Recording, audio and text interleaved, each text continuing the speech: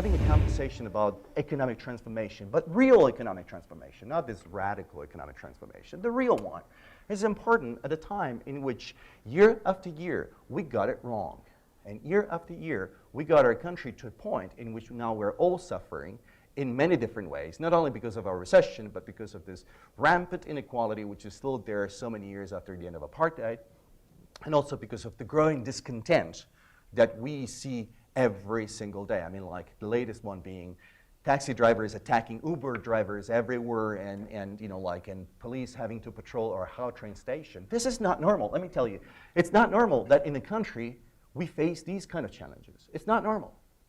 We probably in South Africa at times we get to the point of accepting it as normal. But I think we have a moral duty to take a step back and realize these things are not normal. These things shouldn't happen. We shouldn't have so many people in poverty. We shouldn't have so much inequality. We shouldn't have this huge divide. We shouldn't have so much violence. We shouldn't have so much crime, and so on and so forth. And so my book is really about this simple question. Is it possible in the 21st century, in a country like South Africa, to sit back, look at what we have done, and think of a different approach to economic development? Is it possible to focus on well-being? And we know what well-being is. Well-being is a simple thing. Research shows us, we decide to ignore it all the time, but research shows us that the well-being of a society is by and large the proxy, the result of two main drivers. Strong ecosystems are natural systems. We cannot, even though Elon Musk would like to take us to Mars, the reality is that we cannot thrive without nature around us, without good environment, without a healthy environment, without ecosystems that make the water we drink possible, right? And the air we breathe, you know, like available. And the other driver is the people, society, social capital. You know what I mean? What, you call it whatever you want. These are the two main drivers. An economy that is successful is an economy that prioritizes natural and social systems and builds development on that. Guess what? We've done exactly the opposite. By adopting a misconceived and myopic approach to economic growth, we have sold out our natural systems for centuries to, for instance, mining companies that are now leaving us with all the problems and take the money away, and they're not employing anybody anymore. I mean, the level of employment in the mining industry is really, really staggering. And we keep giving them licenses to dig even further, even though they tell us, look, be careful, I'm going to take the money away and I'm not going to hire anybody. And we say, okay, it's fine, keep doing it anyway.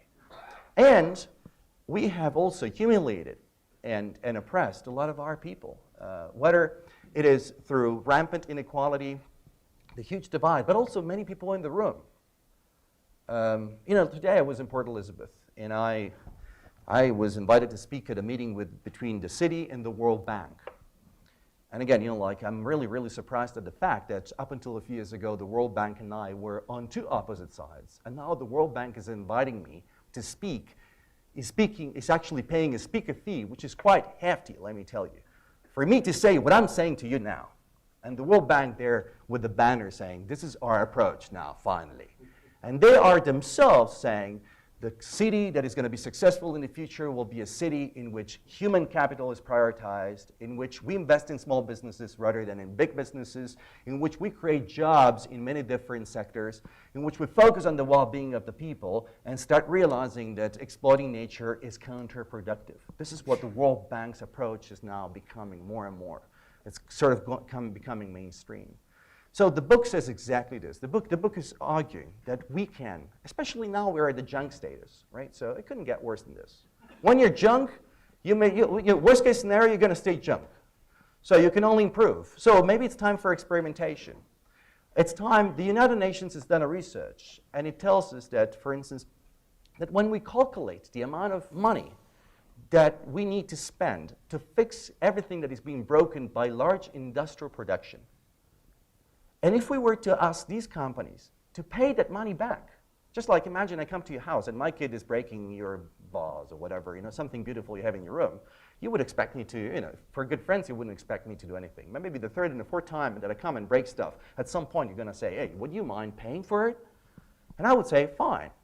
Well, we never ask companies to do that. And you may think, well, but it's a small amount of money. Not at all. The World Bank and UN have done a study published in 2013 that shows that the 20 largest industrial sectors in the world, including all the energy and mining companies, fossil fuel energy and mining companies, the large-scale distribution, as well as food production, all the largest industrial sectors are generating more damage than profits. So if we were to ask them to give us the money back and pay for it, they would go belly up because they cannot make enough money to pay for the cost.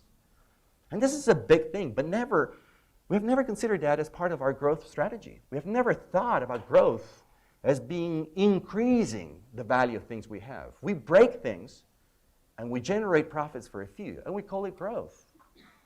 But it's not that wealth wasn't there before.